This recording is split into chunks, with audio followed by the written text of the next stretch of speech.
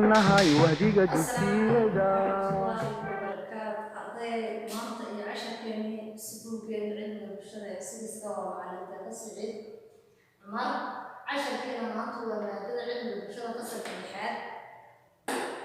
ciwaanka casharkeena ama wejka buuggeena wejkiisu waa 7 dagaalkii madaxbannaanida Eritrea waa dagaalkii madaxbannaanida Eritrea markii ay Eritrea u dagaalamaysay sidii ay madaxbannaani u heli lahayd waddanka Itoobiya kala dagaalamaysay xagga madaxbannaanida midaynta Eritrea iyo Itoobiya waxay abuurtay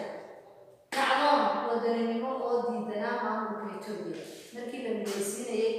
ama ay Itoobiya ay qaybta Eritrea ka tirsanayd ay ka mid ahayd gobol Itoobiya ka mid ah waxaa abuurmay kacdoomaha la fara badan oo ka dagaalamayay wadaninimada iyo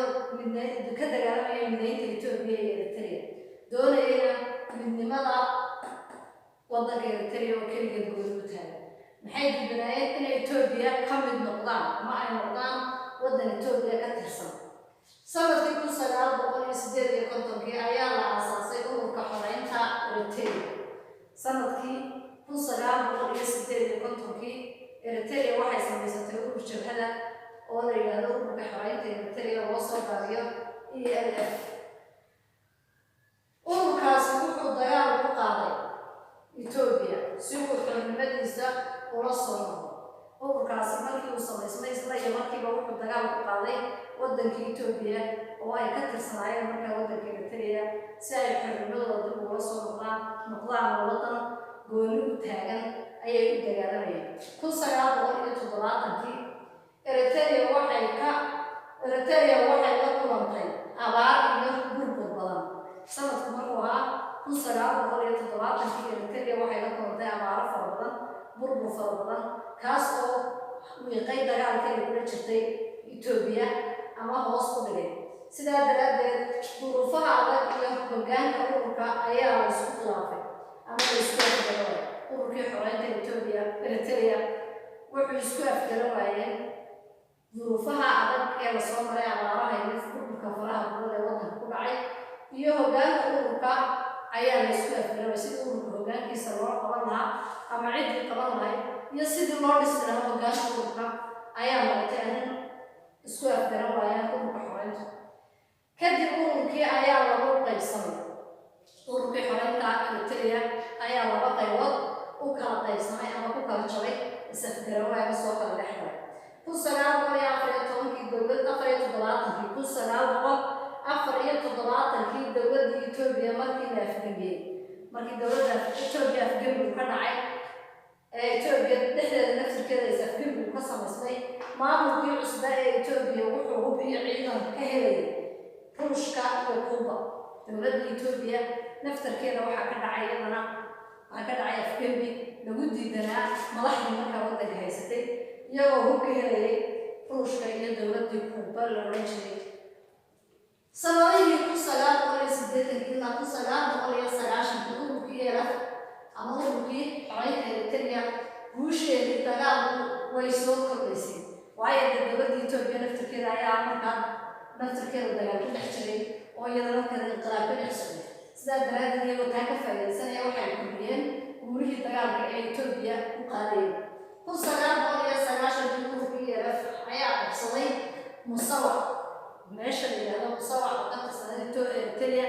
oo ay Itoobiya haysatay ayay ururka qabsadeen oo ahayd saldhigga ciidanka dhulka iyo badda ee Itoobiya markaas waxay ahayd Musawac saldhiggii ciidanka dhulka iyo badda ee Itoobiya markii ay ka haysatay Eritrea gobolada 1990 ururka ELF ayaa qabsaday magaalo madaxda Eritrea ee Asmara magaalo madaxda Eritrea oo gacanta ugu jirtay ciidamada Itoobiya ayay qabsadeen ururkii xoreynta Eritrea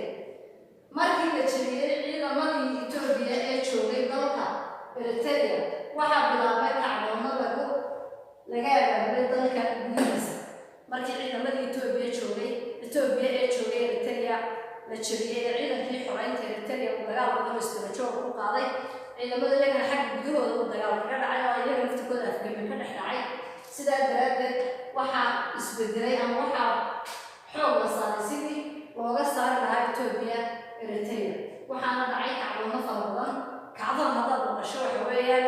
waa banaanbaxyo lagu diidan yahay marka waxaa laga hadlayo xilliga la taagan laga hadlayo dalka gudihiisa ayay ka dhacay waa dalka Eritrea gudihiisa ayay ka dhacayeen kacdoonadaas si dadku ay isu wada raacaan oo loo baraarujiyo oo ay ugu gudoobaan sidii ay wadankooda u hanan lahaayeen ururkeeda ayaa qabsaday dagaalo ayaa qaaday dagaalo isdaba joog ah ururkeeda waxay qaadeen dagaalo isdaba joog oo fara badan oo is haysto oo aan kala go'ayn ururkeeda oo ku xoreynta Eritrea oo ku qabsaday magaalo madaxdii Itoobiya Addis Ababa dagaalkooda waxay sii wadaanba waxa ay gaareen ilaa ay Itoobiya magaalo madaxdooda Addis Ababa ayay gaareen marka ayaa Mengistu laga saaray wadanka Mengistay wadanka haystay Itoobiya madaxda ka ahaa ee dalka Itoobiya haystay ayaa markaa wadanka laga saaray oo la mas'aalo ka baxay wadanka dagaalada dhacay iyo waxyaabaha jiray dawladda cusub ee Eritrea bulshada adduunka ayaa soo dhaweysay dawladda cusub ee Eritrea ee la dagaalamayay dalka Itoobiya waxa soo dhaweysay bulshada caalamka ururkeeda iyaga oo ogolaansho ka haysta dawladda cusub ayay qabsadeen afti dawladda cusub waa dawladda cusub ee Eritrea dawladda cusub ee Itoobiya ayay waxay qabsadeen afti bishii Abriil 1993 markaas oo dadku dhammaantood doorteen madaxbannaanida Eritrea codayntii ama aftiga ay qabsadeen waxaa loo codeynayay in wadanku uu ka mid noqdo Itoobiya iyo inay madaxbannaanidooda helaan sidaa daraaddeed dadkii oo dhan waxay u codeeyeen inay Itoobiya Eritrea noqoto dal madax bannaan oo ay madaxbannaanideeda hesho 1993 May 8 ayaa ururka qaramada midoobay u aqoonsadeen Eritrea wadan madax bannaan 1993 bishii May 8 ururka qaramada midoobay ayaa Eritrea u oggolaaday ama u aqoonsaday dal madax bannaan oo ka madax bannaan wadanka Itoobiya oo ka mid ah ururka qaramada midoobay sidaa daraaddeedna ku biiray ama lagu biiriyay ururkii qaramada midoobay oo xubnaha ka midka ururka ka mid noqday sidaasna kaga hoos baxay wadankii Eritrea marka arday casharkeena maanta halkaas ayuu joogayaa wassalaamu calaykum waraxmatullaahi wabarakaatu casharada la soo aqriyo hana laga warhayo buugta wayjadka laydin qoray ee 7 iyo wixii ka dambeeya ku wada socono kuwii ka soo horeeyay intaba inaad soo eegtaan oo casharada aad aqriyaan ayaa idinka dambeeya laydinla xisaabay